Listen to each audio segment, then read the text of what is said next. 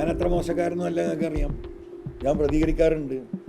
പക്ഷേ ഈ വിഭാഗം ഉണ്ടാക്കിയെടുത്തത് ഞാൻ കൊടയിൽ ഒതുങ്ങാത്ത വടിയാണ്.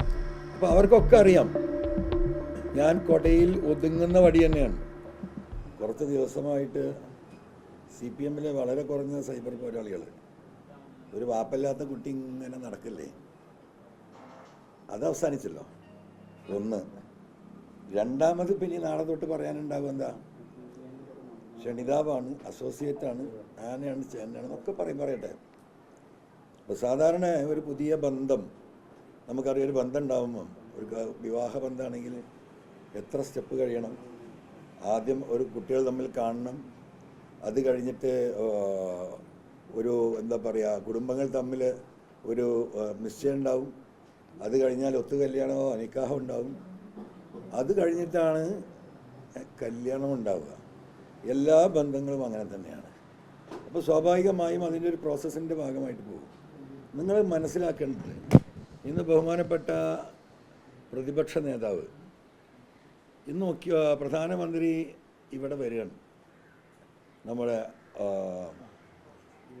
വിഴിഞ്ഞം ഉദ്ഘാടനത്തിന്.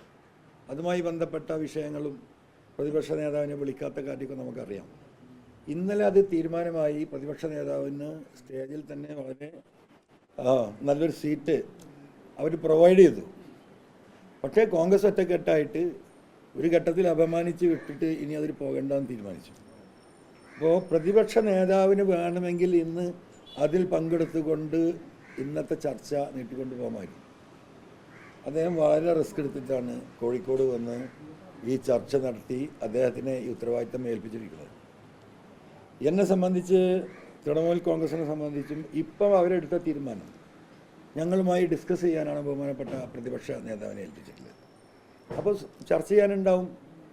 നിങ്ങളെന്താ പറയുന്നത്? കഴിഞ്ഞ ഇങ്ങനെ ഈ ഒരു രീതിയിലെ പൊളിറ്റിക്സ് മറിഞ്ഞപ്പോൾ എന്താ അൻവറിനെ കുറിച്ചുള്ള മൊത്തത്തിലുള്ള ചിത്രം?